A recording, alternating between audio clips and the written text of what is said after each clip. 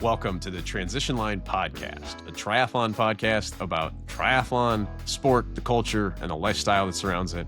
I am multi-time elite Ironman spectator, Kyle Taylor.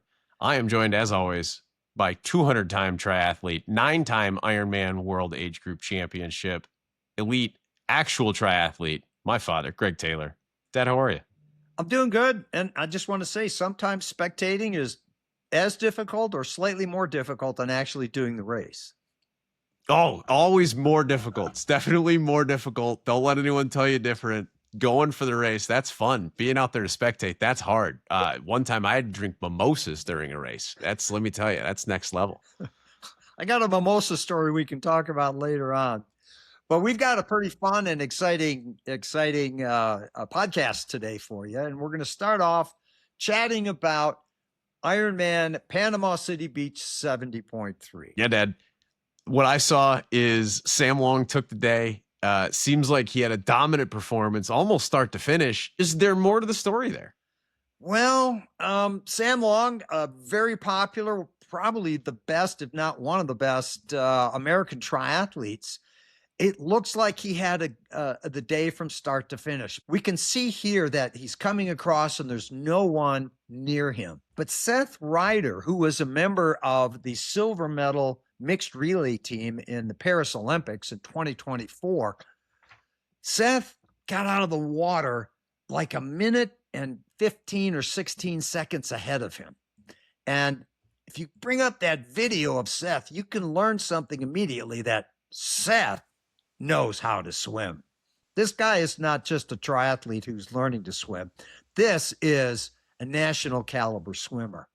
The swim was shortened. Ironman said it was about 1,000 meters. Seth thought it was closer to 600 meters. And if you look at the time, it probably should have been about 3 times longer. So Seth had a little over a minute. Had the swim been full length, he would have had over 3 minutes. He would have probably gotten off the bike ahead of Sam Long, and then it would have been a running battle to the finish. In the end, Seth was only a minute and 20 behind. So if he had had a 3-minute or 3:30 head start, it would have been a lot closer. And you can see here, this is Seth running in Panama City Beach, and you can look at his form and you know he's hauling the mail. He also talked about how Sam caught him and he did everything he could to stay with Sam, but there was just one problem. And that problem was Sam Long was on course to set the fastest 70.3 bike course time. Unbelievable. His time, it turns out, was something like, and I've got it here, depending on how accurate the race course was, he was somewhere like 30.6 or 30.68 miles per hour.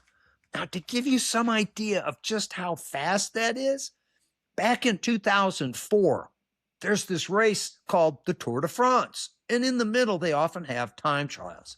They had a 55-kilometer time trial, a little shorter than what Sam did. And there's a guy named Lance, God, his last name escapes me. Kyle, do you have that last name? Oh, I know this guy. The guy who cheated a bunch. Yeah, that would be him. Lance Armstrong went basically the same speed as Sam Long. So the question is, how are professional triathletes today going as fast as Lance Armstrong did when that was his entire job, was riding his bike fast? We're going to come back to that in a minute or two here when we talk about what has evolved in triathlon. But let's get back to the race and talk about the race. So we mentioned how Seth Ryder was really close at the end and with a full-length swim might have held on to win. Third place was Mark Dubrick, and on his Instagram post at the start of the race, before it started, he wondered, if you have to shorten the course, maybe the pros should do 2 laps. Now, why did they shorten the swim course? Well, they said that there were too many currents and it was too choppy. And Seth Ryder said, yeah, it looked like the waves at the pool in Girona, Spain, where he spends some time because he's currently competing as well as 70.3. He also competes in the world triathlon races, which are swim, biking where drafting is allowed, and then running. And many of those are in Europe. So he thought the swim could have been fine, but the question becomes, what do we do? They also shortened the swim at the Dallas Triathlon. So the question kind of becomes, okay, what do we do for the professionals? And in this case, it would have made the race, maybe the results would have been the same, but Sam would have had to be a little bit harder. He might have had a minute behind coming off the bike, and then he would have had to chase Seth down. It could have been a shoulder-to-shoulder battle. Could have been a real cool run showdown there for sure. So men's race was pretty exciting. How about the women's pro race? What happened there? Well, the women's pro race was won by someone named Grace Alexander. Interestingly, in 2020, Panama City Beach had no professional athletes, no professional males, no professional females. She won the day. She beat all the amateurs in 2020. She went 4:33 in 2020. If you take about 20 minutes off that for the shortened swim in this race, she went 4:13 in 2020, down to 3:42 today. So she's gotten much faster, much faster. Victoria Lopez, however, was on her heels. Victoria eventually ran 3 minutes faster than Grace and came in just 20 seconds behind her. So that was a real close race. Danielle Lewis was about 3 minutes behind, but she was still suffering from a crash that she had. She was suffering from a crash where she had a nail puncture a tire, and she crashed in Ironman, Texas a few weeks ago. So she did great on the swim, okay on the bike, and then just quite didn't have it. So that was the top 3 females in the race. Wow, some fireworks on both sides then. That's pretty cool. How about the age groupers? What happened there? Well, Ironman has the age group adjustments for Ironman, and they have a similar thing for 70.3s. Fastest age group female, Jennifer Silvercup, 40 to 44, actual time, 3:58, age adjusted time, 3:44. Deanna Newman, 55 to 59, her actual time, 4:20, age adjusted time, 3:47. And then you had Sharon Gallant, Canadian, 50 to 54, actual time, 4:18, age adjusted time, 3:53. On the men's side, John Reback, 55 to 59, first place, actual time, 3:58, age adjusted time, 3:24. Second place, Jade Costin, 50 to 54, actual time, 3:51. Age adjusted time, 3:24, just 9 seconds off of John Reback. Third place, Jose Gonzalez from Chile, 50 to 54, 3:52, age adjusted time, 3:25. Less than a minute separating the top 3 men after you do the age adjustment. Another round of pretty close results from Ironman's age group adjusted time, suggesting that this is continuing to be a very interesting way to approach timing the age groupers to kind of come up with an overall winner. I noticed that we're seeing a lot of representation between 50 and 60 years old. Interesting to see in the future if we see any 40 somethings pop up or any 60 or even 70-year-olds push to make the podium of the age groupers. We'll see how it evolves. Interestingly, Leonard Vigunst, 70 to 74, actual time 5 hours, age adjusted time was 3:34. That put him 10th overall in the age group. So yeah, it is interesting that this age group adjustment so far has brought the older age groups to the top of the podium. It happened in Ironman, Texas, and it happened again here at Panama City Beach. That's pretty cool to see. All right, so some exciting things from the pros and from the age groupers. Let's get back to talking about Sam Long's bike performance, because I think we've got to break that down to really put it into some context. Well, I think the best way really is to talk about how fast professional cyclists were compared to him. As we mentioned, Lance Armstrong, same speed in the 55-kilometer time trial in 2004. 2012 Tour de France, Bradley Wiggins won the time trial. He went marginally faster at 31 miles an hour. Second place was Chris Froome, who eventually won the time trial, or won the Tour de France 4 times. He was actually slower.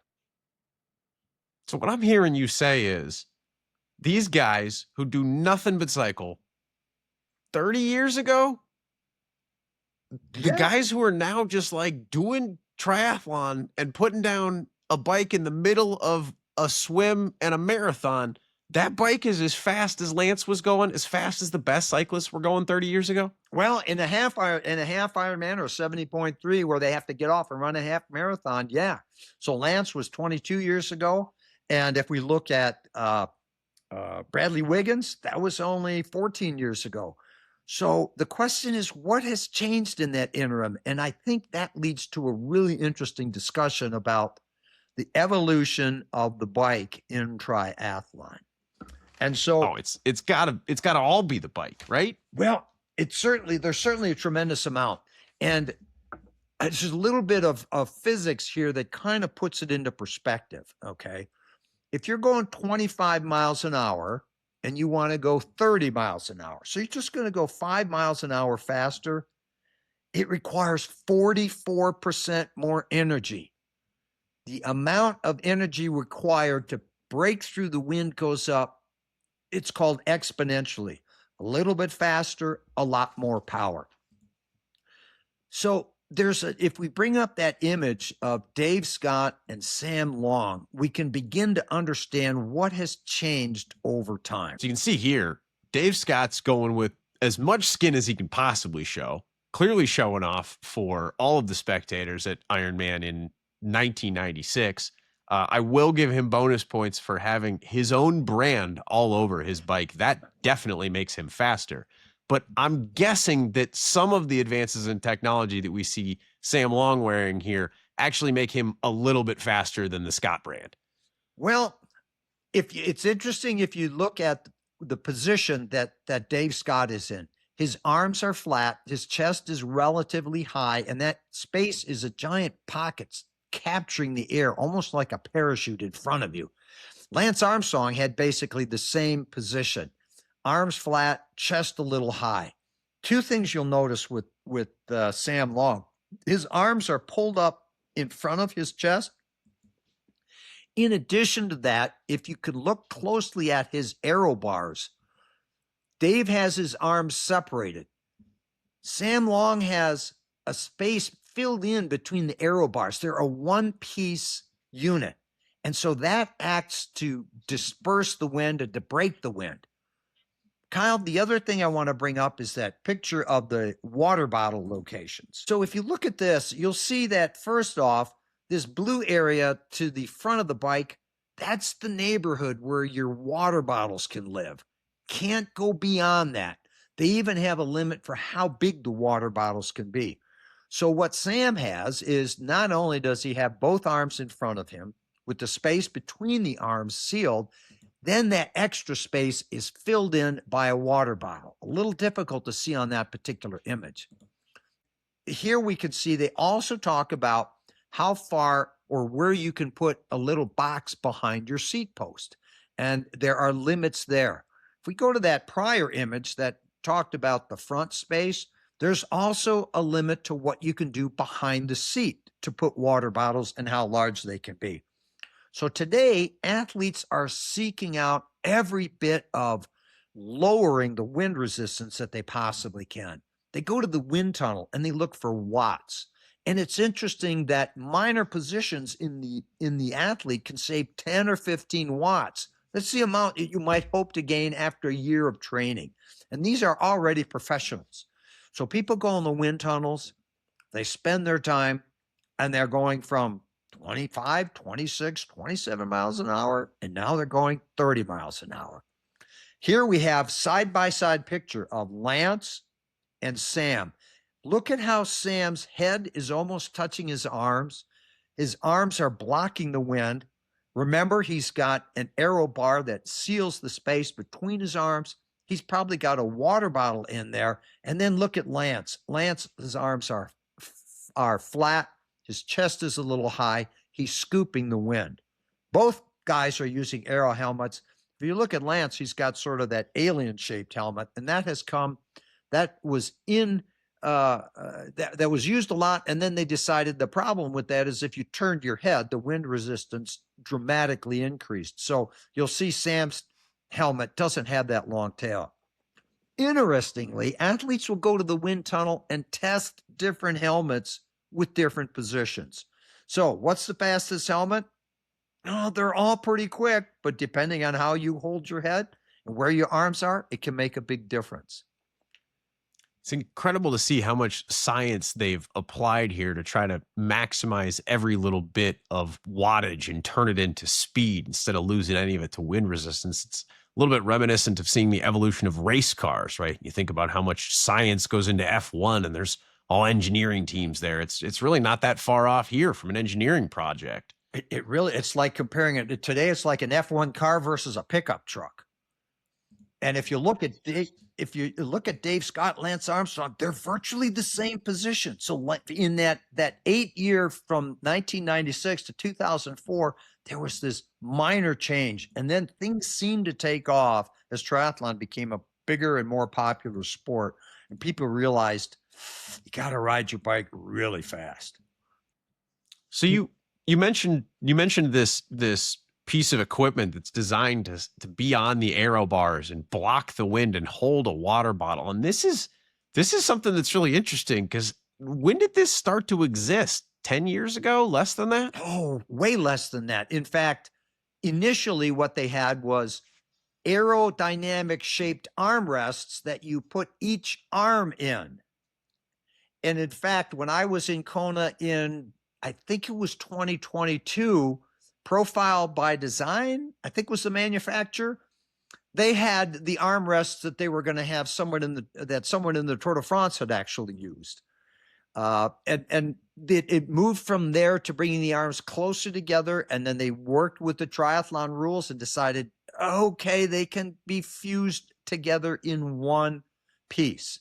Now they're much more aerodynamic, but your elbows are very thin or very narrow, and that makes it a little bit more uncomfortable. So you need a good deal of upper body strength to maintain that position.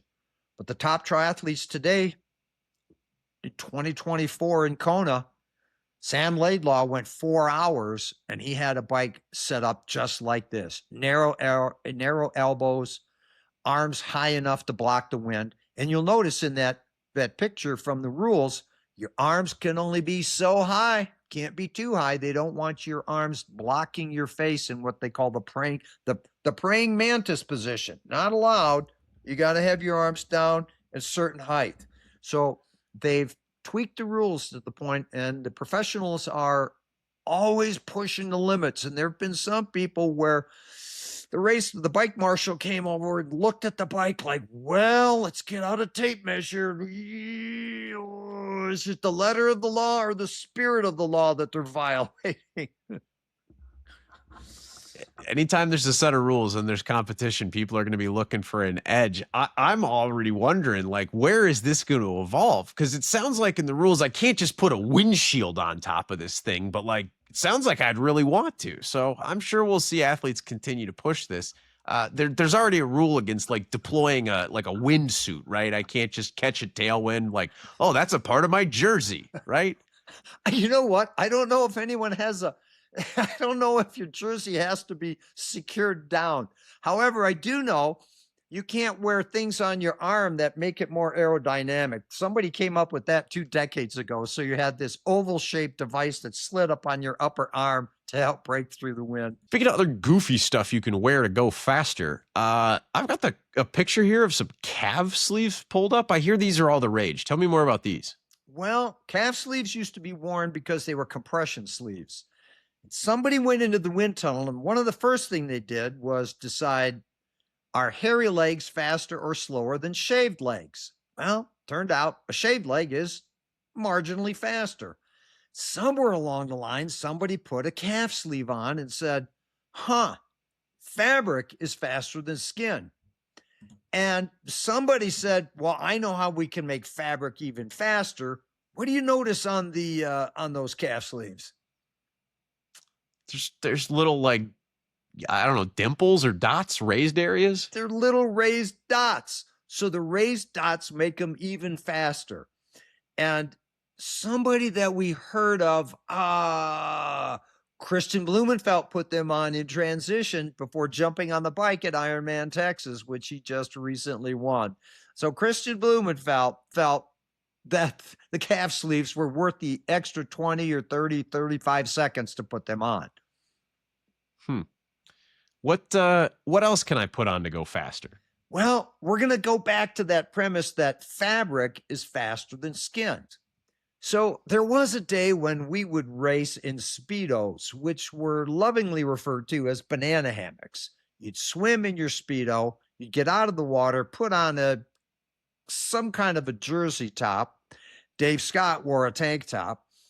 Well, fabric being faster than skin, and you want to not spend time putting clothes on, they came up with one-piece tri-suits. These tri-suits will fit under your wetsuit, or they now have swim skins that make you a little faster in the water. Interestingly about the tri-suits, if you could zoom in on a shoulder or see one in person, you'll notice that they have textured shoulders. There's actually ribs on the shoulders. Why?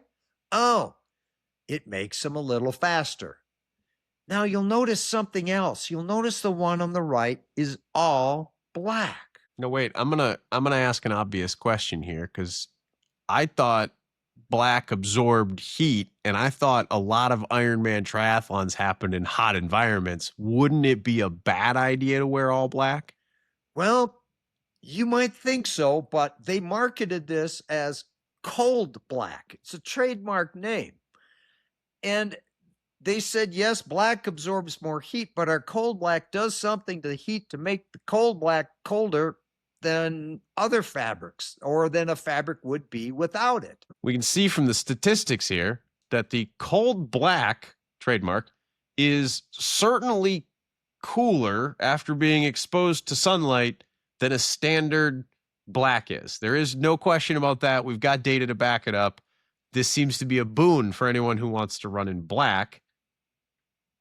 That said, the longer I stare at this chart, I cannot help but notice that the cold black, trademark, is still quite a lot hotter than the white.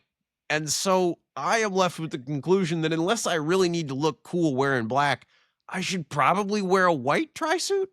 Well, if you look at what the pros wore in Texas and what they're wearing in Kona, they're generally wearing a lighter color. So cold black is cool, but that chart, thanks to Runner's World, I believe in 2012, kind of took it to task and said, well, let's just test this cold black. Never made much sense to me, but I know some people that liked to wear black. I certainly know a lot of people who think it's more important to look cool than it is to like stay cool. So I'm sure that people who want to wear the black suits love the fact that they can go out and stay a little cooler. Good for them. I do have to ask a question. I'm not seeing like a butt flap. So, you know, after a diet of cortisol and gels all day long, how does one handle nature's call? Well, that is an excellent question. The front has a zipper that comes down basically to your navel, and then you peel the shoulders off, peel the suit down after you enter the porta-can. However, that getting the suit off isn't much of a difficulty, but getting it back on, try putting on wet clothes. You're sweating, you're struggling, and that can be an issue. So my goal was to wear a separate top and a separate bottom so that if you had one too many gels and you needed a quick stop, you only had one piece of clothing that you could easily pull down and pull back up. So I may have lost a watt or two, but I saved a good deal of time and emotional energy, not struggling trying to get back into my one-piece suit. This is the insight that only comes through doing dozens and dozens of high-level Ironmans. Save the watts and the emotional scarring. Wear two pieces. Yes. Great wisdom to pass along. Yep. All right, other technology that can help us go fast. I know last time we talked a little bit about super shoes. Let's talk more about super shoes. We know they're making everybody go faster, but like, is it really a big deal? Should I really be wearing super shoes? Oh, you know, it was 2022, Ironman Kona. I'm 80 miles into the bike ride, and the tank is empty. Unbeknownst to me, I was in the earliest stages of COVID with full on symptoms about 36 hours away. I was stopped on the side of the road. I was looking for an emergency vehicle to toss my bike in and take a ride home. It never showed up. So I noodled in. Once I got into transition, I had a pair of super shoes. I had to decide, okay, I really want to try these super shoes out. Turns out they worked so well. I finished the whole race. Typically at the end of the race, your quads are barking at you every step. And when you're done, you can barely go up and down a flight of stairs. My quads were fine. My hamstrings were barking at me. So the super shoe is a dramatically different piece of equipment. Let's look at the super shoe. You'll notice a couple things about this shoe. One is it's got a very tall heel. And what's happened is they've placed a carbon fiber plate here, and underneath that carbon fiber plate on this particular shoe for Nike, they have this high energy rebound foam that they discovered. Now, old shoes, non-super shoes, the foam would return about 65% of your energy. Super shoes, it can be 80% or more of the energy comes back to you. The other aspect is I'm going to be spending this pretty firmly, and you can see that it just doesn't want to give.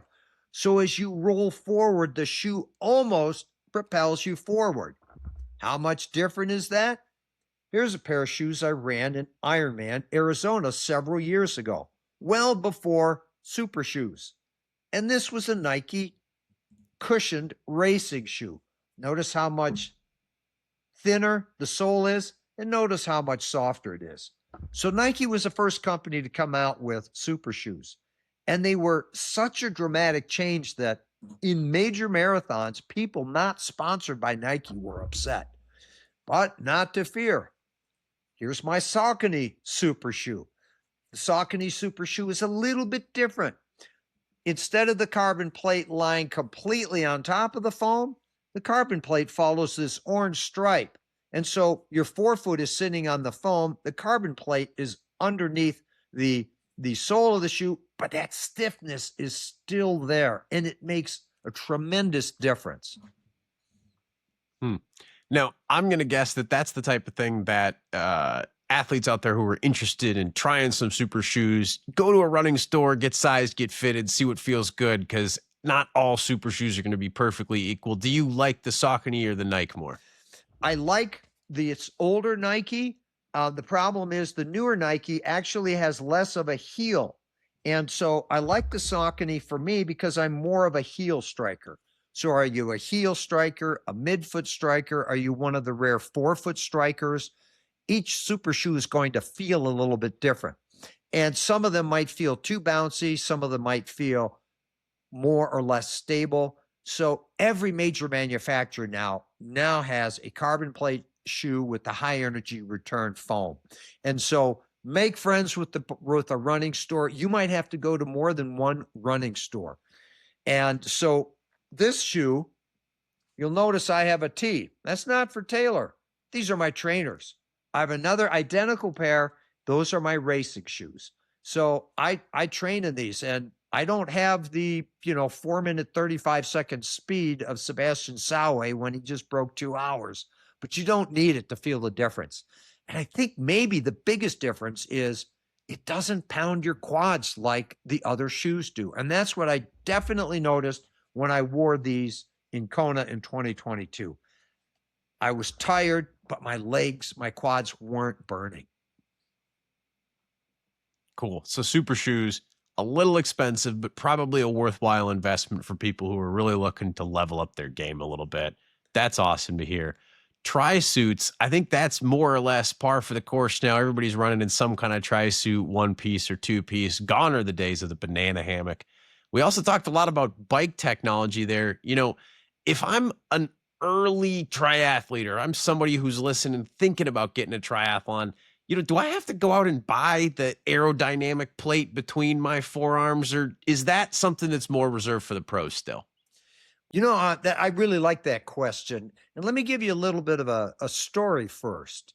Back when the super bikes were coming out, where bikes were having wider and oval shaped tubing, and they were modifying the different shapes of the bikes. A good friend of mine, Kevin, who used to run a triathlon shop in Minnesota, took bike frames to a wind tunnel. And lo and behold, different frames had different wind resistances. They measured from the front, they measured from the side.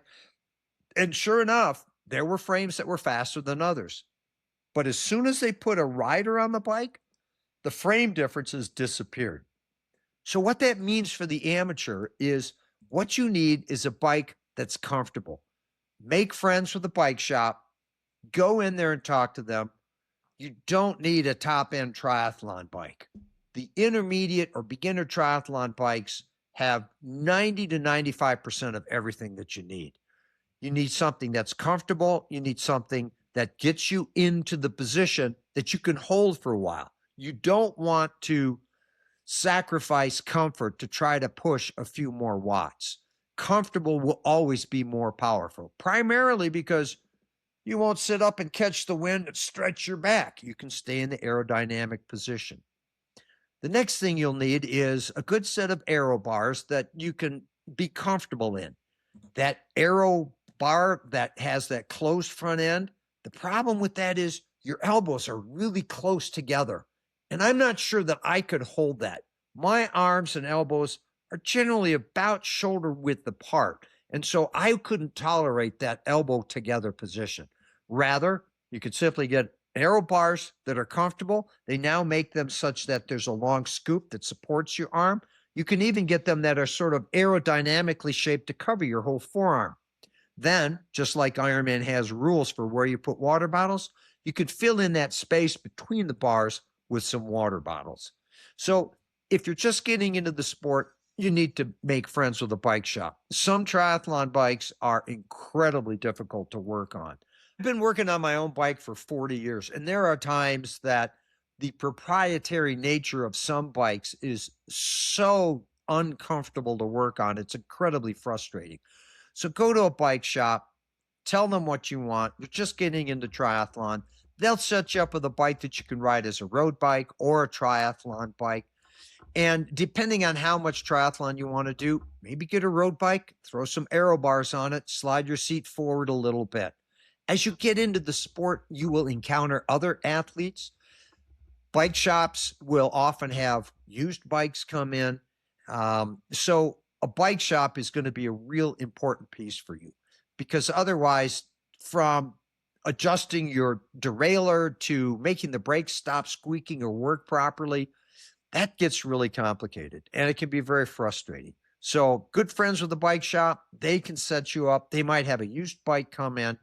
And yeah, if you decide that someday you're going to chase the podium in Kona or chase the podium at a USAT national championships, then you're going to want a bike that's pretty specific. But even then, yeah, some of the manufacturers have their $12 or $13 or $14,000 bikes. You can spend far less than half that and get 90 to 95% of the way there. Those are some great insights to share. Always nice to give some of our aspiring triathletes and new triathletes some wisdom that you've got over your decades of racing. Yep. It's a cool recap of some of the technologies that have changed. One more news item before we punch out here. This week we got an update from one of the most popular names in triathlon. He's been around for about 10 years now, Lionel Sanders, who announced recently that he's returning to a former coach to chase the Norwegian method. Your thoughts, Dad? I think a lot of people know that Lionel Sanders hit rock bottom many times before he was in triathlon. Apparently, he even woke up in some detox centers. He was so depressed and so down about it that he had seriously considered ending his life. Somehow he decided that he was going to get back into sports, having been a runner, and he decided to enter Ironman Louisville in 2010. Since then, he's been a pro for well more than 12 years. in 2017, he made up for a swim deficit, got off the bike so far ahead of everybody. He maintained the lead in Kona until somewhere about mile 22 or 24 before Patrick Longa, who was running a 2:40 marathon, passed him, leaving Lionel in second place. In April of 2022, at Ironman St. George, which served as the Ironman World Championships, Lionel had the swim deficit, biked his own bike, ran his own run, came in second overall. He has gone through what we would call the thrill of victory, the agony of defeat. This guy has won so many 70.3 races, and I've watched his videos over time. And it's easy to look at him and say, well, geez, Lionel, you seem to be changing your training every 6 months. You seem to be searching for knowledge that was probably out there. But I really think he is actually living the human experience. Don't we all go through times when we think we got it all and then we don't? Yeah, I think you nailed it. That is the human condition. Thinking you know everything to thinking you know F all, as he said in his video the other day. We all are plagued by that. And I think about his story, and I am just struck by the fact that even if he never wins an Ironman World Championship, this is a man who has won in ways that most of us can only dream about. This is a man who went from trying to decide if he has anything to live for to having hundreds of thousands of people follow him on social media, watch him chase his dream and live vicariously through him. And that's just really inspiring to see. And so I'm excited to see what is next for Lionel. And I wish him the best as he's out there. There would be very little that would make us happier than to see somebody from North America take it to the Norwegians using their own method. Yeah. I think that would be exciting to see. Let's have a Canadian use the Norwegian method to beat the Norwegians. Wouldn't that be something? They'd have to call it the Canadian method at that point, I think. Yeah, absolutely. In any case, we wish Lionel nothing but the best. We're excited to see what happens next for him, and we'll be rooting for him. And man, if you never win another thing, Lionel, you're already a massive winner, and our hats off to you for that. Man, he came from not having a purpose to live. He's a highly successful triathlete, won numerous 70.3 races. He's married with 2 children. I mean, yeah. He doesn't have to win anything else. He's really won our hearts in ways that are hard to describe. Yeah, we'll be rooting for him. Well, that's it for today's show, Dad. Thank you to the audience for joining us again. Please like and subscribe on whatever platform you're on. And if you want to do us a solid, tell a friend or family member about the show. If you're thinking about doing triathlon and you've got questions, leave them in the comments. Maybe we'll address them next time. Thank you so much. Yep. Thanks, everybody.